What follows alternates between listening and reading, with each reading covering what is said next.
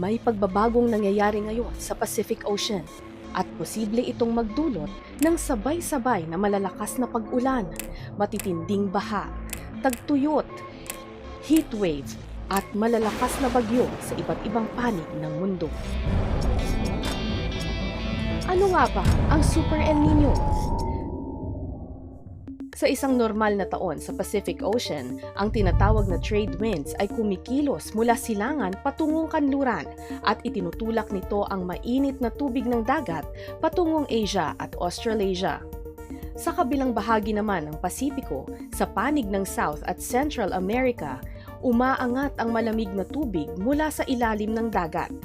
Dahil mainit ang tubig sa kanluran, mas mataas ang temperatura ng hangin, dahilan para magkaroon dito ng mas maraming pag-ulan. Pero ang sistemang ito, binabago ng El Nino. Pinapahina ng El Nino ang trade winds, kaya ang mainit na tubig ay hindi masyadong naitutulak pa kanluran. Ang resulta, nagiging mainit din ang dapat sanay malamig na bahagi ng dagat at nababago ang rainfall, wind patterns at temperatura sa iba't ibang bahagi ng mundo. On average, nangyayari ang El Nino kada 2 hanggang 7 taon, pero posible raw mangyari ngayong 2026 ang isang phenomenon na 5 beses pa lang nararanasan ng mundo mula noong 1950s. Ito ang Super El Nino.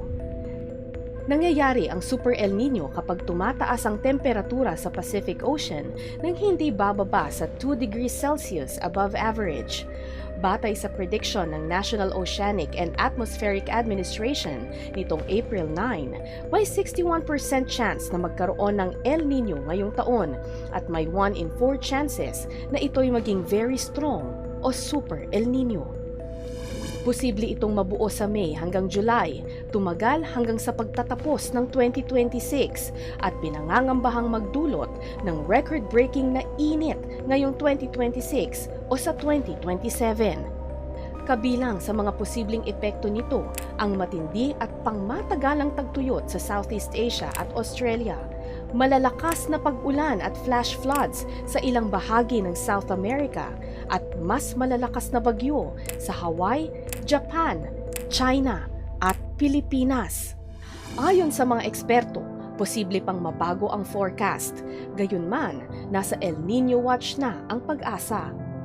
Maigi raw na ngayon pa lang, paghandaan na ang posibleng epekto ng El Nino sa agrikultura, water at energy supply, at sa kaligtasan at kalusugan ng publiko.